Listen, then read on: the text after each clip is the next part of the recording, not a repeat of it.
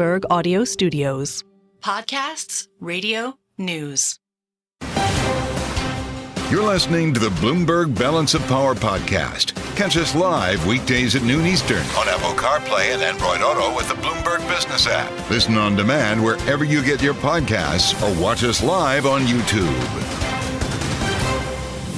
Welcome to the Wednesday edition here on Bloomberg Radio, on the satellite, and on YouTube, where you can find us right now by searching Bloomberg Business News Live. I'm Mathieu in Washington, and we're just about 12 hours out now from landfall as we track Hurricane Milton on its way to the Gulf Coast of Florida. Just 13 days now after we did the same thing with Hurricane Helene. The president and vice president, Joe Biden, Kamala Harris, are being briefed right now, as a matter of fact, on preparations for Milton, on recovery efforts from Helene. And we are going to hear from Joe Biden later today, just to set the baseline on where everybody's at. 5:30 p.m., that'll happen in the late edition of Balance of Power. We'll bring you remarks from Joe Biden as he addresses the nation on this day. We're expecting the storm to land. He'll be holding forth from the Roosevelt Room. Karine Jean-Pierre will brief before that happens. And the candidates are on the road today. Kamala Harris heads to Vegas tonight. Donald Trump in Scranton, Pennsylvania, Joe Biden's hometown. Also in Reading, Pennsylvania, later on. He's got a twofer today in the critical swing state. J.D. Vance, fresh off his op-ed about the storm, criticizing the administration, is in Arizona, Tucson for a rally, Mesa later on for a town hall, and Tim Walz is also in the swing state of Arizona. He's with Ruben Gallego, of course, running for Senate, and a man named Jim McCain. Interesting lineup today. So let's get to the story at hand, and that's Milton, of course. We're at Cat 4 now, and just barely underneath what is a Cat 5 storm on its way to west central Florida overnight tonight. We're talking about a 15-foot storm surge. We're talking about 6 to 18 inches of rain, winds topping 150 miles an hour. Governor Ron DeSantis back in front of people for a storm briefing earlier today in Florida. Here he is. Hurricane Milton is still a major, very strong hurricane. It's currently a Category 4 hurricane with maximum sustained winds of 155 miles per hour. That is just a whisker shy of a Category 5. And while there is the hope that it will weaken more before landfall, there is high confidence that this hurricane is going to pack a major, major punch and do an awful lot of damage. Undeniable at this point. DeSantis has activated thousands of National Guard troops standing by to respond. Of course, hundreds of thousands, if not, maybe we learn a couple of million people have evacuated the storm zone already. FEMA is already there, of course. We talked to Craig Fugate, the former administrator, last evening on Balance of Power, suggesting that if there's any silver lining here, and I don't mean to be too cute about this, is a terribly devastating storm that is about to hit Florida. But the fact is, FEMA is already there. The equipment, the people are there from Helene, and will hunker down and be ready to respond as soon as the storm passes. David Baker covers climate and energy for us here at Bloomberg and joins us now with his view on this historic storm. David, it's great to have you with us in our San Francisco bureau. What are you going to be watching as the storm makes landfall tonight? Two main things. We're looking for the track, exactly where it strikes land, and we are looking at that wind speed. Now, the wind speed has been moving around quite a lot over the last day. It's grown at times, dipped at times, but it's still going to stay in major hurricane territory. It's not going to drop out of that category at all. And it's pushing a lot of water right towards the west coast of Florida. What we're really looking for in terms of landfall is whether or not it lands north of Tampa, which would be the worst case scenario, or south of Tampa, which would be bad, but it might spare the city some of the damage they'd experience if it lands north. Okay. Because if it comes in just north of the city, the wall of water that it's shoving at the coast will go right into Tampa Bay, and that means a lot of property damage. Understood. So our viewers on YouTube are looking at a map of Florida as you're talking here, David. What would it mean then if the storm came in south of Tampa? Is that dodging a bullet or still massive destruction, just on a slightly smaller scale? Unfortunately, it's probably the latter. I mean, you're still going to see a lot of flooding, a lot of destroyed or damaged homes, and that the destruction could go very far inland as well. We are most concerned with this hurricane about the storm surge and the flooding along the coast, but it's a big storm with very strong winds.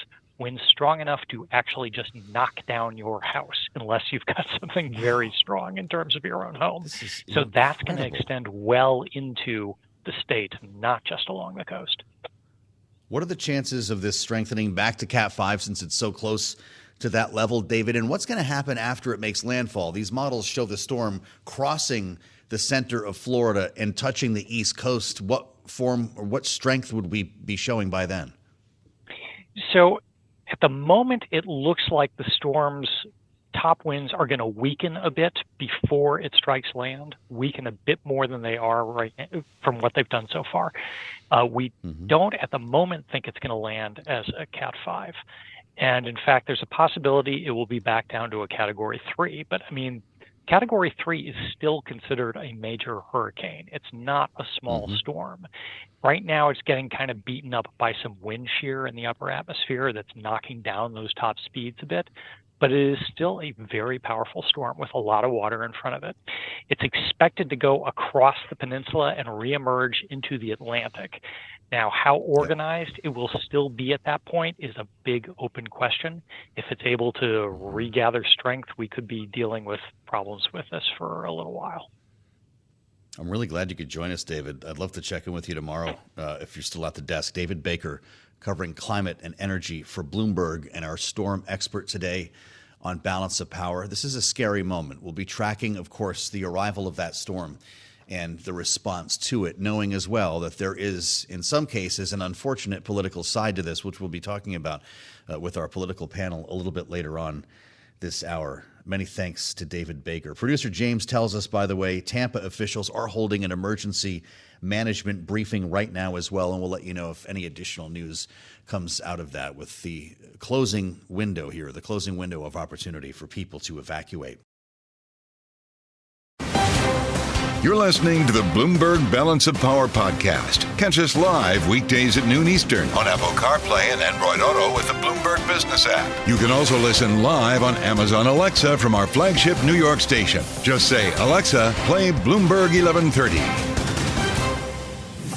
We are casting our eyes on Florida, which is bracing for what is being described as a once-in-a-century storm as Hurricane Milton prepares to make landfall, or everybody prepares for its landfall that could come late this evening. We know 11 counties have been evacuated, millions of people, because lives are going to be in danger. As we have heard very directly from the mayor of Tampa herself, she says if you do not evacuate and you're in one of those zones, you will die. And that is the serious nature of this potential disaster that we're discussing here.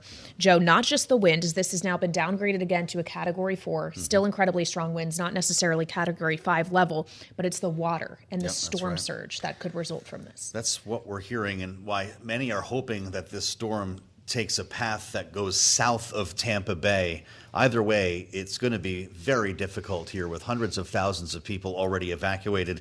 Governor Ron DeSantis activating thousands of National Guard troops. And following our conversation with Craig Fugate last evening, the former FEMA administrator, if there's any silver lining here, having two back-to-back storms, it's the fact that there are thousands of FEMA workers already in Florida, and all of the equipment that they brought with them, they'll be hunkering down along with everyone else there, Kailey. We're looking at landfall just after midnight is the current track. Yeah. Cat 4, according to the National Hurricane Center, and Bob Henson, meteorologist and journalist with Yale Climate Connections, joins us now with his eyes on the storm as well. Bob, thanks for being with us here. When we talk about Category 4 versus Category 5, is there any difference in your mind when it comes to storm surge?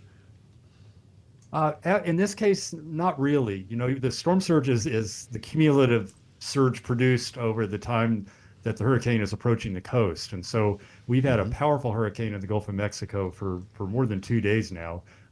Cat 5 2 times, which is extremely unusual, revived last night to Cat 5 strength. So that water is baked in, it's pushing toward the coast, and the winds may decrease to Cat 3 level by the time it gets to the coast, but the wind field is also expanding. So you've got a larger area of winds that are going to be more than strong enough to bring down trees and power lines, So there's just going to be all kinds of, unfortunately, destruction over a large area, and the storm surge is pretty much baked in at this point.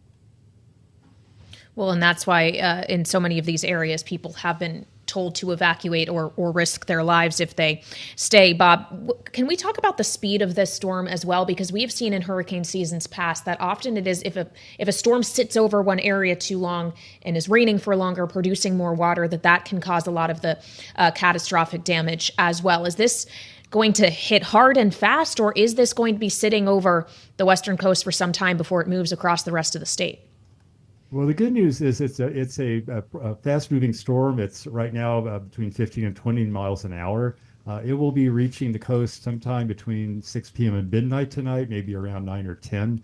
Moving across the state by tomorrow morning, it will already be off the coast, probably somewhere between Melbourne and Daytona Beach, and the Atlantic. So it will be traversing the state pretty quickly. However, there's going to be a lot of problems regardless of that in terms of water, because not only do we have what will probably be a record storm surge along the coast, roughly between Tampa, Sarasota, and down the coast from there, almost toward Cape Coral. We're also going to have extremely heavy rains. We're talking 10 to 15 inches of rain, which may include the Tampa Bay area. Now, if it's toward the high end of that will be the heaviest two-day rain they've ever had in the history of Tampa. So given the expanse of that metro area, there could be tremendous flooding. The big question is, will the storm surge be as bad as feared in Tampa itself? Right now, it looks like they're going to be right on the edge. It could be there. They may end up on the north side of the center. We're just going to have to see. That cannot be predicted because it comes down to a wobble of the storm. 10 or 20 miles will make all the difference. Well, you're pointing us to what really counts here, Bob, as we follow the track of the storm tonight and its landing likely early tomorrow morning. What is the differing result between landfall just north of Tampa versus south? Well, if you say that the center came in just a little north of Tampa, and that looks very unlikely, you would have west winds pushing right into the bay as the hurricane came on shore, pushing the surge into the bay. That's pretty much the worst case scenario that has been contemplated for a century for Tampa. If the eye comes in, say, 20 miles south of Tampa, then you're going to actually have water exiting the bay or trying to exit the bay, and you simply won't have the same surge disaster in Tampa. Now, this is simply pushing the disaster down the coast, of course, and it's important to keep in mind that Manatee County, Sarasota County, which are south of Tampa, St. Petersburg, they have close to 1 million people. Almost half as much as Pinellas and Hillsborough counties, which are Tampa and St. Petersburg. So it's not negligible if those areas get hit by the worst of the surge. And again, this will be record surge.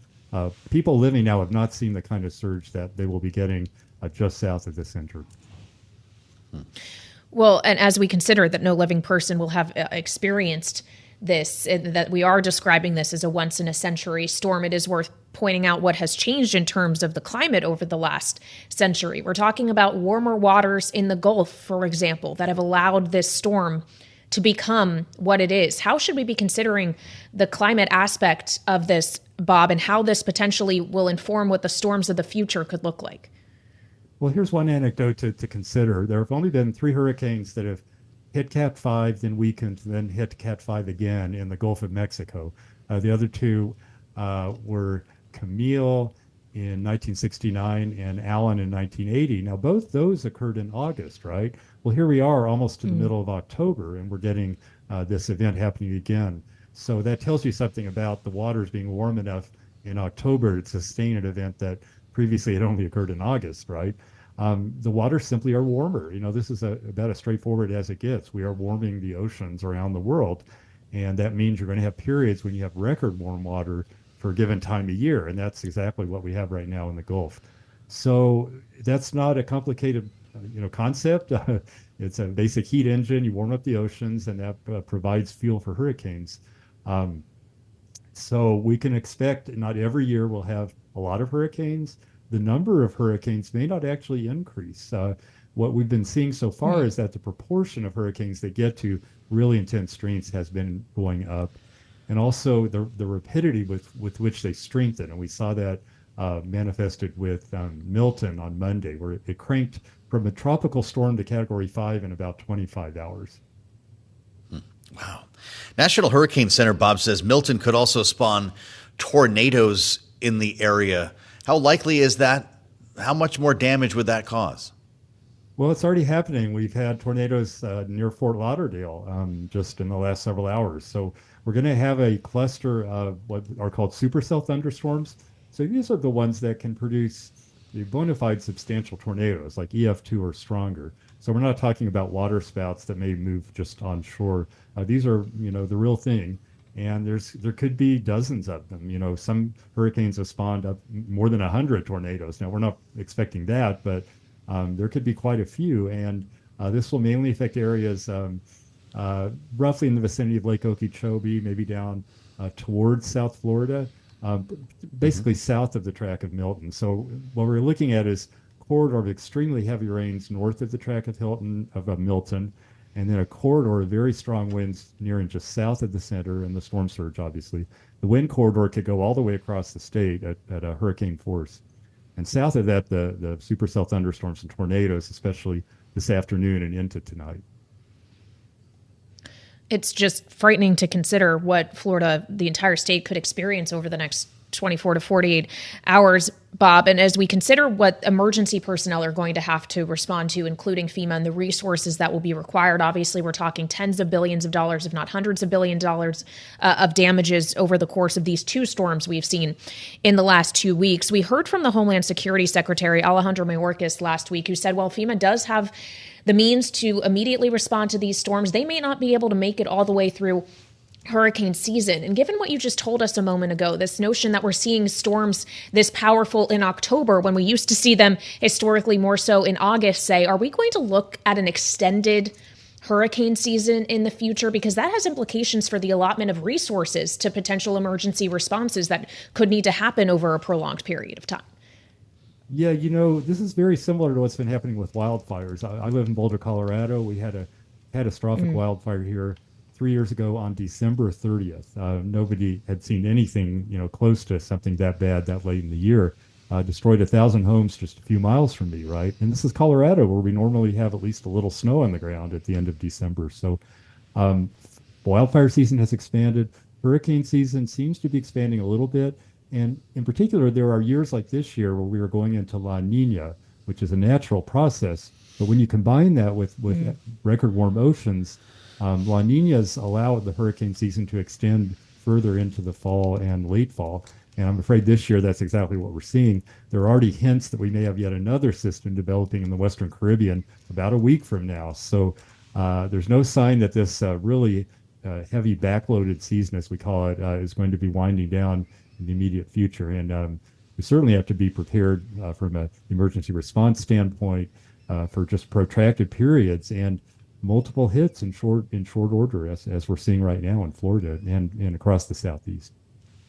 Also, considering the strength of this storm, the impact of warming waters, what does it mean once the storm goes inland in this case, Bob? What happens to Orlando? Can the storm continue at hurricane strength until it reaches the East Coast? It's actually precisely predicted to do just that. It is expected to come offshore tomorrow morning still as a hurricane. Now, the strongest winds will be just south of the center. There may be a corridor of maybe 10, 15, 20 miles across with, winds of, 50, 60, 70 miles an hour and gusts even a little above that. That corridor will probably be just south of Orlando, the way it's looking now, roughly from just south of landfall location between Tampa and Fort Myers up toward perhaps reaching Melbourne to Daytona Beach and crossing the state a little bit south of Orlando.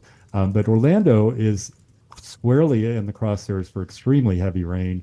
They could also see 10 inches or more of rain. And those rains will have embedded downburst winds. So you're going to have the problem of trees and power lines going down and very heavy rains with severe inland flooding, potentially catastrophic, life-threatening flash floods well inland from the hurricane. So Orlando could see a very, very rough night. As far as pure winds, the worst of the hurricane-style winds may be just south of them. All right, Bob, thank you so much for being with us. That's Bob Henson, meteorologist and journalist with Yale Climate Connections, also author of The Thinking Person's Guide to Climate Change. We appreciate your insights as we track this very powerful storm. And we also want to track the response from the White House to this storm, as we just heard from President Biden and Vice President Harris within the last hour. So let's go now to the White House North Lawn, where we find Bloomberg's Tyler Kendall. Tyler, what did we learn from the briefing? Yeah, hey, Kailey. So we know that President Biden is still at that briefing in the White House on his administration's response to Hurricane Milton. At the top, he gave those remarks saying that this is, quote, literally a matter of life and death when it comes to heeding the administration's safety guidance. We are expecting President Biden to deliver remarks to the nation later tonight at 5:30 p.m. Eastern. The White House also went ahead and canceled some of President Biden's scheduled international travel, with stops to Germany and Angola slated for later this week. Instead, he will now remain in Washington to monitor the federal response to the storm. Now, President Biden also said that he has been in touch with all the governors in the expected impacted states. That includes Florida Governor Ron DeSantis. Of course, Florida is a big focus of this White House briefing today. And actually, Governor DeSantis held a briefing this morning where he went ahead and he thanked the personnel that are already on the ground when it comes to first responders, but also the federal personnel that are already deploying to the state. There was so much that was done in the immediate aftermath and is still being done in that. Then you have another storm that developed, and immediately you're back on that posture, round the clock, no time to rest, no time to sleep for a lot of these folks, and it's not easy. And so I just want to say, on behalf of the state of Florida, thank you for discharging your duties. Thank you for accepting this mission. It's not going to be easy. Now, as you both have been covering, there's been this emerging intersection between Hurricanes Helene and Milton, which you heard the governor allude to there, but also the race for the White House. Just this morning, vice presidential candidate J.D. Vance penned an op-ed in the Wall Street Journal alleging a slow response from the White House.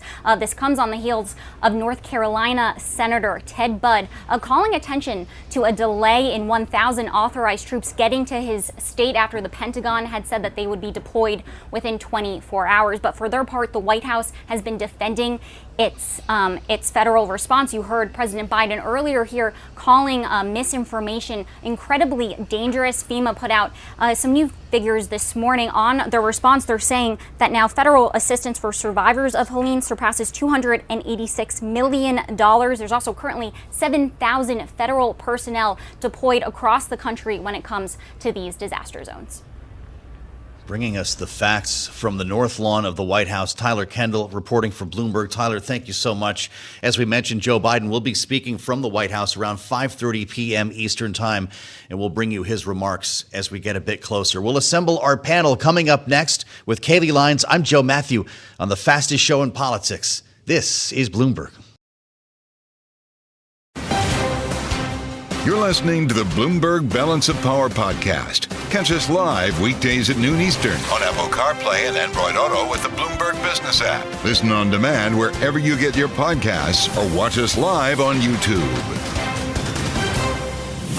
Welcome back to Balance of Power on Bloomberg TV and radio, where we are continuing to keep track of this election as it grows closer and closer, now less than 4 weeks away.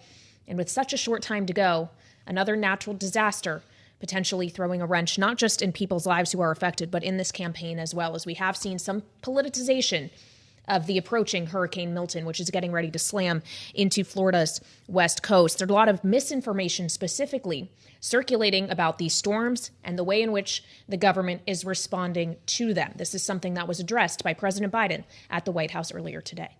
There's been a reckless, irresponsible, and relentless promotion of disinformation and outright lies that are disturbing people. It's undermining confidence in the incredible rescue and recovery work that has already been taken and will continue to be taken. And it's harmful to those who need help the most. There's simply no place for this to happen. That's where we start with our political panel. With us today, Rick Davis, partner at Stone Court Capital, Republican strategist, and of course, Bloomberg Politics contributor, alongside Laura Fink of Rebel Communications. She's founder and CEO of the firm Democratic Strategist, with the pretty difficult conversation that we're having here in Washington. Rick Davis, how is the White House doing in setting the record straight on this? Joe Biden and Kamala Harris were briefed earlier. The president will be addressing the American people later today from the Roosevelt Room. Is he the voice of credibility on this misinformation? Yeah, I think the fact that he's addressing it raises the level of importance to it significantly. I saw Secretary Mayorkas on morning shows today, echoing his statements, trying to tamp down these kinds of misinformations. But I think it needs to be comprehensive all through the government, which I think they're in the process of doing. But also, I think they should sit down with as many members of Congress as they can. Those senators affected in the zones that are being disrupted by these weather occurrences, and ask them to do the same thing. We've seen many Republican mayors in North Carolina try to tamp down the rumors on their own.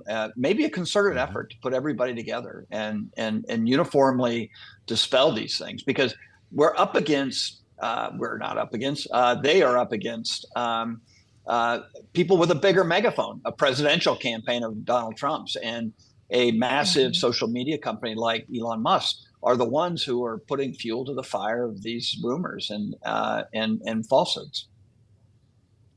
Well, and of course, affecting potentially real lives in the process if people don't understand what resources are available to them, what the correct information is, which is why this effort may be so critical. It does raise the question, though, as to, other than the detrimental effect it could have, what positive effect it could have, or why this information is being circulated in the first place, these suggestions being made, including, frankly, though it is not false in all of its allegations, the op-ed from J.D. Vance about the delayed response we did see in terms of troops going into North Carolina after Hurricane Helene. Laura, when we consider what this does and the people who may be most open to receiving this misinformation and trusting what they hear from these sources, are these people who are already going to be supportive of Donald Trump already, or are these people who could actually change their minds about an incumbent in Kamala Harris, given the federal government response to this that they believe is happening? Well, no one is going to find the silver bullet on the issue that will impact the swing voters that seem to be so elusive in this election. But I will say this, they are changing the conversation. They understand Donald Trump has an all-based strategy. And so he is tying this to immigration. All of the false claims are about funding that has nothing to do with the emergency aid that FEMA uses. But by saying immigrants are stealing your funding, he's able to bring that strength of an issue back to the conversation and lying to do it. But I think that this changes the subject for him. And he really has shown, and J.D. Vance has really not shown any willingness to stick to the facts. And, I agree with Rick, who said earlier in the hour that, criticism is fair game with respect to response times, et cetera. But I think we also have to focus on when leadership is in the midst of a natural disaster, it's absolutely critical that we're all speaking from the same playbook when it comes to getting people aid. So I would like to see more prominent Republican voices get the airtime to be able to speak to their audiences, because it's true that arguments from authority really work, and you have the people who you trust. And so the same speaking from the same set of talking points and the same truths is really critical, because people that are suffering are everyone's base. So really important that we change what's happening here. But it is hard to do with a national conversation eager to talk about the controversy and give airtime to the misinformation. Just ask Chuck Edwards, the congressman from North Carolina, out with a list of rumors and just untruths that he's trying to debunk. Referring to himself as one of the mountain people. He says, while it's true FEMA's response to Hurricane Helene has had its shortfalls, I'm here to dispel outrageous rumors that have been circulated online, including Hurricane Helene was not geoengineered by the government to seize and access lithium deposits in Chimney Rock. This is the kind of stuff that's going around here. Rick, to what extent are the social media platforms, one of them owned by Elon Musk, responsible for controlling this content?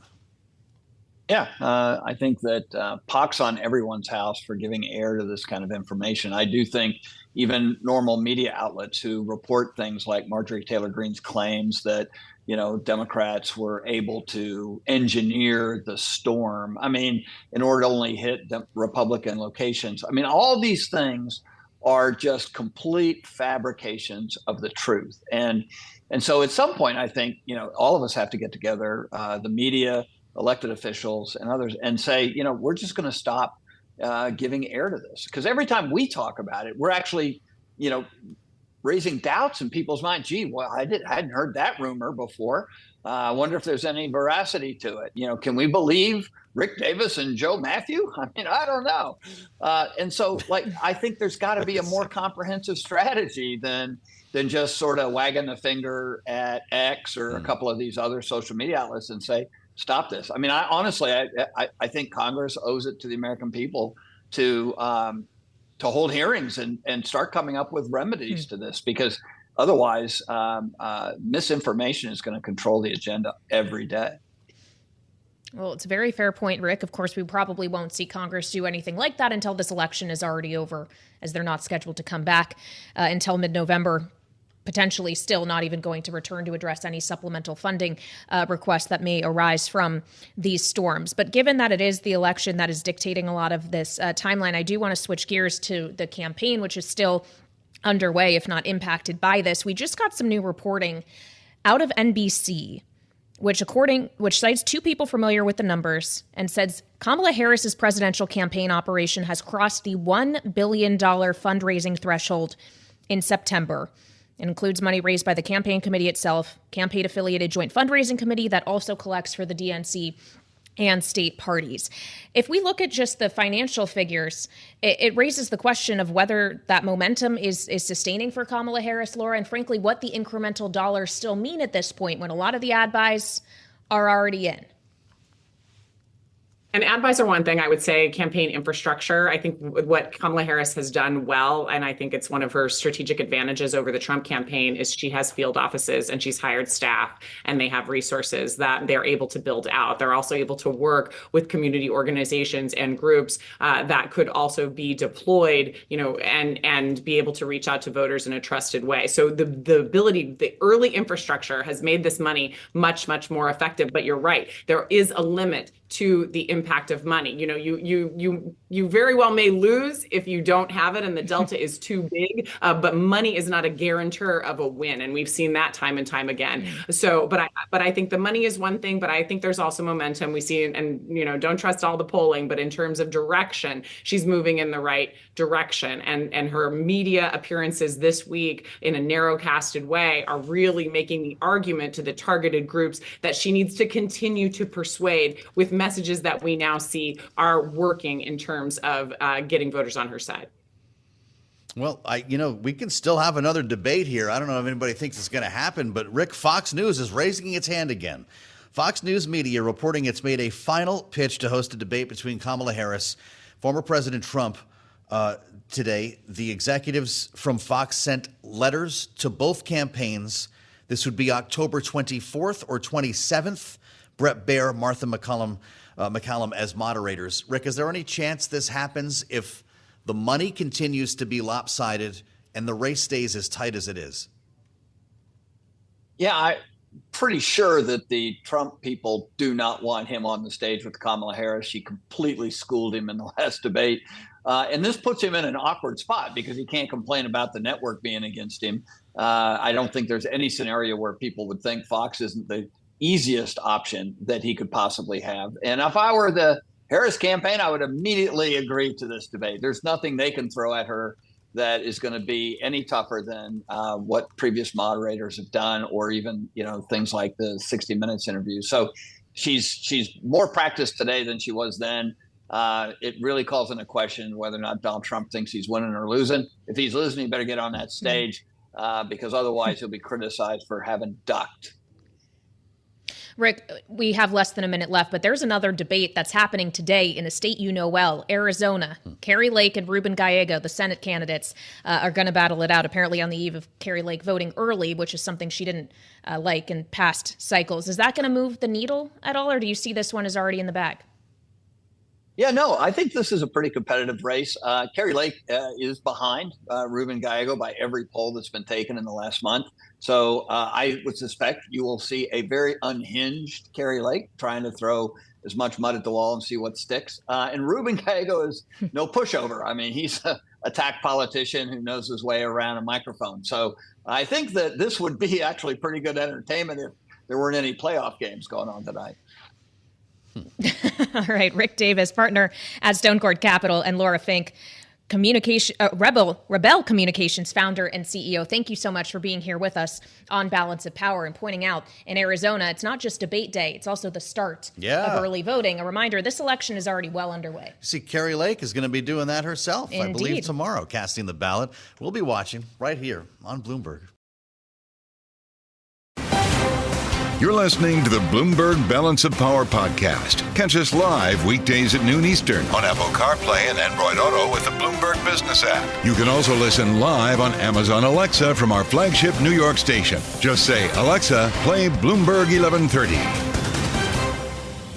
As we turn our attention to politics and the swing states, again, this is where we find our candidates almost every day, unless Donald Trump is throwing a rally at Madison Square Garden, which is one of the more recent headlines. But yes, it's Pennsylvania, it's Michigan, it's Wisconsin, where the Cook Political Report plants a flag again today. Jessica Taylor writing that Wisconsin is seeing its Senate race shift. Cook has gone from leans Democrat to a toss-up in what is a narrowing race here, now a 2-point race, depending on the poll that you're looking at here. This is Senator Tammy Baldwin versus Republican challenger Eric Hovde. And Jessica Taylor is with us from the Cook Political Report right now to talk about why. And I wonder why this is narrowing to such an extent here. Jessica, welcome back. This was a 7-point race in August. I think that we're just seeing a natural tightening in a lot of these races. Wisconsin is probably the closest to an evenly split 50-50 state as we have in the country. These races are just always close in Wisconsin. The 2022 race with Ron Johnson, the Republican winning there, was decided by just 1 point. What we are seeing across particularly some of these, blue wall states is that Republicans were underperforming where Trump was. We're seeing that sort of Republicans coming home. We saw in our poll, our Swing State Project poll, which again found that Tammy Baldwin, the Democratic senator there, was ahead by 2 points, 49-47 over her Republican challenger. Since August, we had seen an 11-point shift among independents, along with a slight shift among Republicans toward Hovde. And we're seeing that sort of Democratic candidates were running more ahead of Harris. I think that those numbers have sort of become more in line with the Senate races. Ultimately, what we see is that these Senate races are just very closely aligned with the presidential results in the state. Remember that in 2016, every single Senate race went the same way as the presidential result. And in 2020, only Susan Collins of Maine managed to win re-election, outrunning Trump by 7 points, even as Biden won that state. So Wisconsin, always a very close race. We're seeing that tighten. Hovde is spending millions of his own money. He's up to about 20 million so far. And Democrats had the early spending advantage. That is now narrowed. Republicans even have a slight edge when it comes to spending here in these last few weeks. Well, I wanted to ask you about that. That's really interesting. To what extent is this tightening just the natural course of politics up and down the ballot? Or to your point, the spending, the massive spending by Hovde of his personal fortune? I think it's a little bit of both. Hovde spent early, but his campaign got off to a little bit of a rocky start. His ads weren't great. He was featured in them. I think that didn't seem to endear himself to voters in that regard. And Baldwin was able to sort of make the race about him, about some of the controversial comments he said about people voting in nursing homes, about obese people paying more for healthcare, about single moms and different things. But now Hovde's ads are more focused on Baldwin, more focused on policy issues. They're not this direct-to-camera appeal, and that does seem to be coming across, even Democrats I talk to. So I do think it's a combination of both. It's the increased spending. I think it's more targeted advertising. But just in the fact that, Democrats admit, they never believed this was going to be a 7-point race, that there was always sort of going to be this natural tightening, just because that's the way races in Wisconsin are. Interesting that as we consider the money in this race, Hovde is actually attacking Tammy Baldwin for insider trading, essentially accusing her of insider dealings on Wall Street, even attacking her partner, Maria Brisbane, who, as you point out, is a private wealth manager in New York. How much of that has to do with insider trading or reminding people that Tammy Baldwin is openly gay? I mean, Republicans deny that that's something, but, Democrats are certainly saying this is reminding her of her sexuality. She was the first lesbian elected to Congress, to the Senate, rather. And, one of the taglines actually says she's in bed with Wall Street. So, I mean, it certainly does. It could have a subtle message there, but, Republicans in these ads, they say it's just targeted to say, she's profiting, or her partner potentially is profiting because they are not married. She does not have to disclose as much as if they were legally married in that regard. So I think it's, but Republicans believe they found a salient line of attack, but Democrats say, again, this could backfire if they're trying to hint at her sexuality. Yeah. Spending time with Jessica Taylor from the Cook Political Report and their new ratings here on the Wisconsin Senate race. If we can just pull out the lens here a little bit here, zoom out, Jessica, to some of the other battlegrounds. We can even stay in the blue wall of Pennsylvania, Michigan. Are we seeing them all tighten in the same way Wisconsin is? We are seeing more of a tightening. Now, Wisconsin was the closest race that we had. At the presidential level, they're all within the margin of error where our polling found, and that's very consistent.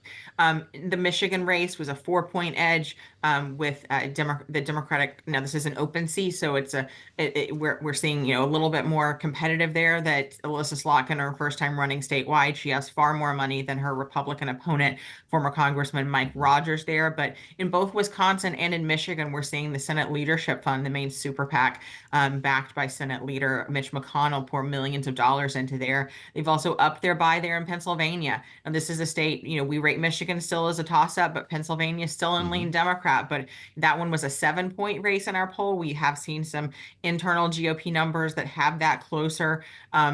Both sides believe this certainly could tighten, but right now, Bob Casey, who's longtime senator there, father was governor, he is running slightly ahead of where Harris is, and Dave McCormick still running slightly behind where Trump is. But would I be shocked to see this one become closer? I wouldn't. And that's something. It's not lost on us that Joe Biden was in Montgomery County stumping for Bob Casey earlier this week. Do you believe in reverse coattails? We only have a minute left here, Jessica, but could Bob Casey actually help Kamala Harris, or is it the other way around? I think it might. I think these presidential results are just tied. And if members can convince them to sort of see these as two distinct races. But again, we see these so closely tied. I'm a little skeptical of this reverse coattails. There's been it brought up in North Carolina with what's gone on with the governor's race. We aren't seeing any evidence of that in our polling yet. Really glad to get you back, Jessica Taylor. This is the busy time, 4 weeks to go here, and we're always looking at the Cook Political Report. Today it's Wisconsin, and we'll be making our way through all the swing states between now, of course, November 5th. Jessica Taylor, thank you so much. You're listening to the Bloomberg Balance of Power podcast. Catch us live weekdays at noon Eastern on Apple CarPlay and Android Auto with the Bloomberg Business app. Listen on demand wherever you get your podcasts or watch us live on YouTube. Welcome to the Wednesday edition of Balance of Power here on Bloomberg TV and radio, on YouTube as well. Search Bloomberg Business News Live. You can always find our programs here in Washington and in New York. With so much attention paid to the arrival of Hurricane Milton, and that will happen overnight. A major political story, as it is a natural disaster in the making here. We're keeping tabs on what's happening in Israel, of course, one of the other major stories that we've been following for weeks. And the phone call, we understand, has happened. There was reporting earlier that some questioned. Joe Biden has had a telephone meeting with Israeli Prime Minister Benjamin Netanyahu.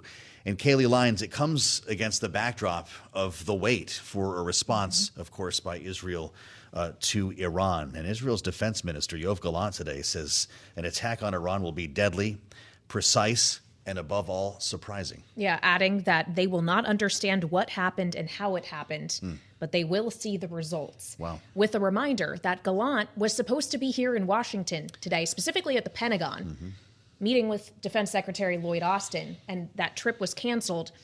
because Netanyahu, essentially, we understand based on our reporting, said, no, I'm talking to Biden first. You pulled him from the schedule here, which is why some question whether this phone call would take place today or not. Kailey, we're waiting for a readout from the White House and might have to wait till a bit later in the White House briefing to learn what was said. Yeah, that briefing is scheduled to begin in a few minutes. We'll, of course, bring you any headlines we get out of that. But in the meantime, we want to turn to an expert on the Middle East. Joining us here in our Washington, D.C. studio is Mara Rudman. She is professor at the Miller Center at the University of Virginia, also director of the Ripples of Hope project, focused on democratic solutions. Mara, great to see you here. Thank you for being with us on Balance of Power.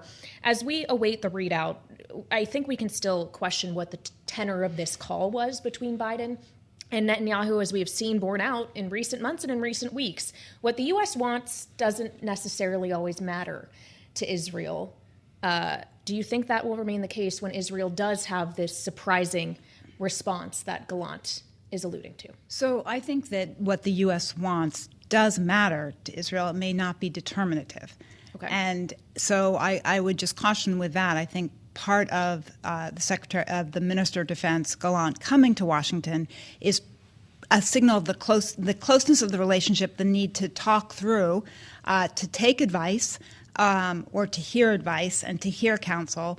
But ultimately, you have a sovereign country that's going to do what it feels is in its best interest to defend itself.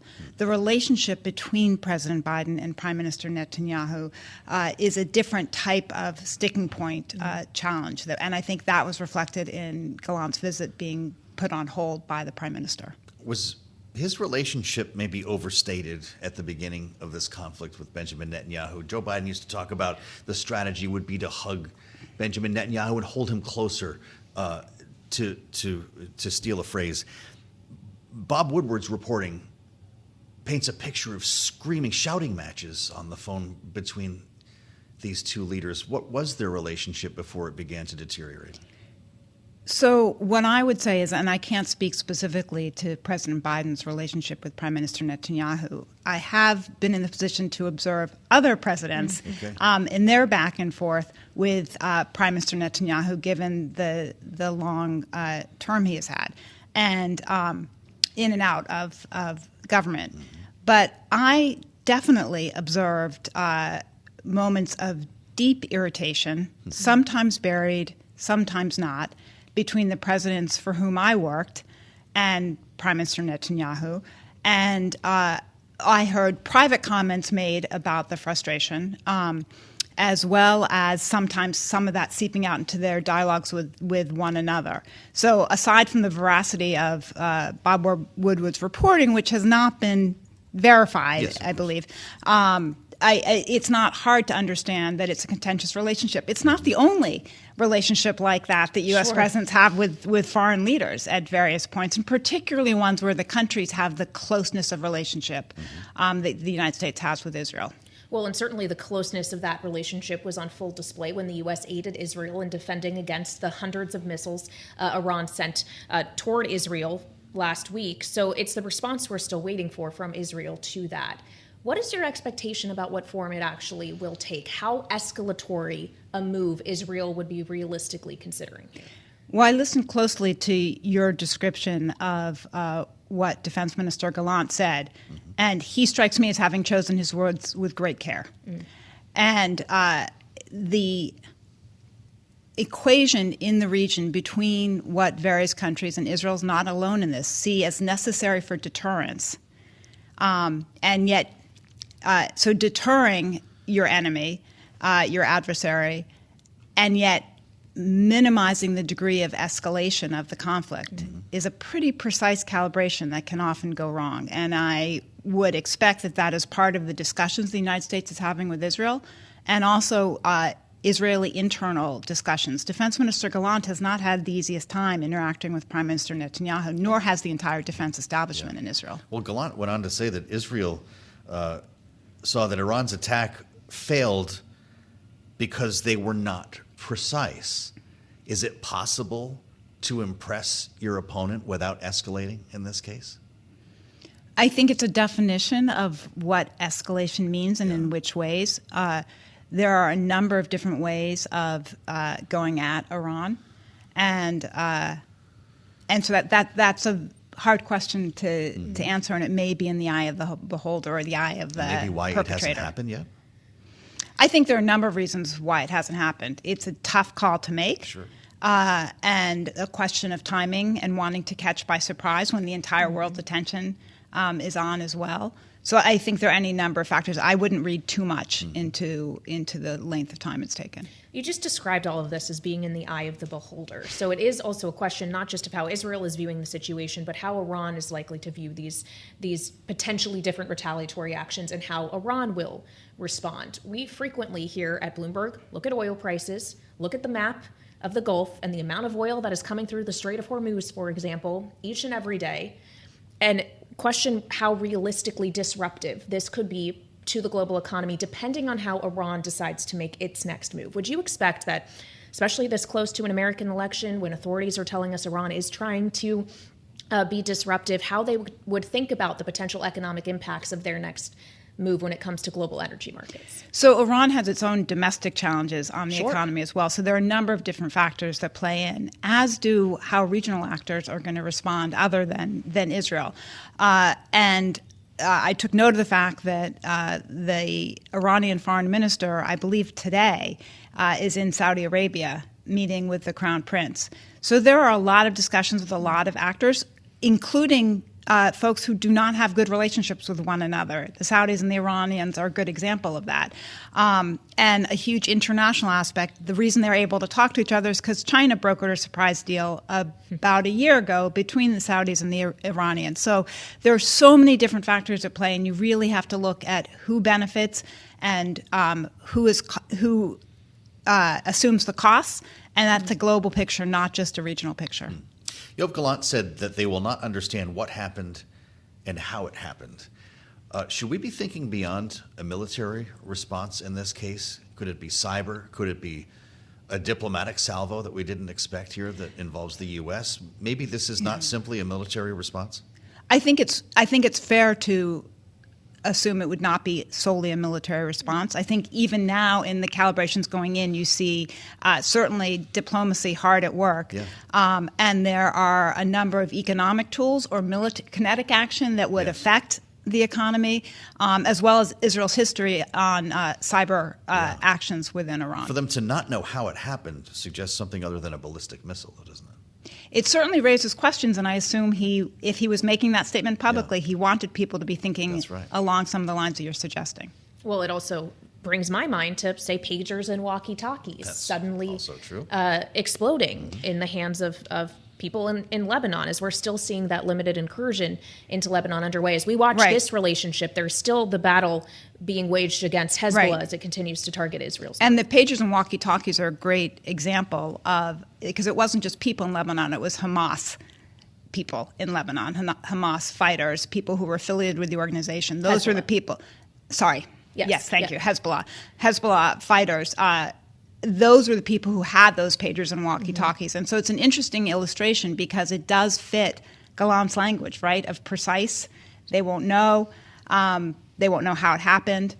So I think he is consciously opening up a wide range of thoughts or concerns or fears for people. We're waiting for a White House briefing to start here. How public should Joe Biden be about his motivations right now on a day when he's on the phone with Benjamin Netanyahu? How much does he need to disclose here, assuming he wants to have another phone call with Benjamin Netanyahu? Well, part of maintaining a relationship with friends and adversaries alike goes to the opposite of what you guys want, which is full, which is as much public disclosure as possible, right? You have to constantly balance, as you would when you're having any kind of tough conversation with anyone in a personal relationship. If you go out and tell the world about it or complain to all your friends, you're unlikely to get them to move in the direction you want. Especially if your friends do not corroborate what you're saying. And that's been a recurring scenario for Joe Biden. I just talked to Bibi. Here's the deal. And Netanyahu says, no, I never made that deal. So there's definitely a tough call to be made as well. There's no shortage of tough calls in this situation with how much you say publicly to let people know there's progress being made when you know you have a somewhat unreliable interlocutor on the other side or someone who's making different calibrations about what they're going to say publicly and privately. Yeah. So we've covered the U.S.-Israel relationship. We've covered the Iran relationship, even with other countries in the Gulf. And you alluded to, in part, the notion that China is part of this and brokering some China and Russia agreements. both. Well, and when we talk with Republicans specifically frequently on this program who say this administration has been too soft on Iran when it comes to sanctions, a lot of the impact we see, or the lack of impact, is because China's still buying Iranian oil. So as we look at this picture across the world, what role does China play and what role does Russia play in what comes next? Well, I think it's useful to bring up both of them, because if you look at China buying Iranian oil, also part of the reason that Russia was able to so quickly essentially defy U.S. and international sanctions or not feel the impact was because of the side deals they had with China. And China has done it, frankly, very cleverly, sidestepping a lot of what international sanctions would be, and has given Russia the ability to be able to quickly rearm itself against Ukraine. And so China is playing as is Russia all over the world. Iran is busy giving Russia as well munitions, and Russia and Iran have had a long-standing relationship. So all of these actors are at play. It's part of the reason the United States needs to look at all elements of its national power when it's figuring out how to deal with these situations, and why it needs so strongly to maintain relationships with allies and partners. We'll be watching for the readout on this phone call. In the meantime, Mara, thank you so much for joining us and for a smart conversation, as always. Here at the table, no less, in studio, Mara Rudman, professor at the Miller Center at the University of Virginia, director of the Ripples of Hope Project, focused on democratic solutions. We thank you for a great talk. Thanks for listening to the Balance of Power podcast. Make sure to subscribe if you haven't already at Apple, Spotify, or wherever you get your podcasts. And you can find us live every weekday from Washington, D.C. at noontime Eastern at Bloomberg.com.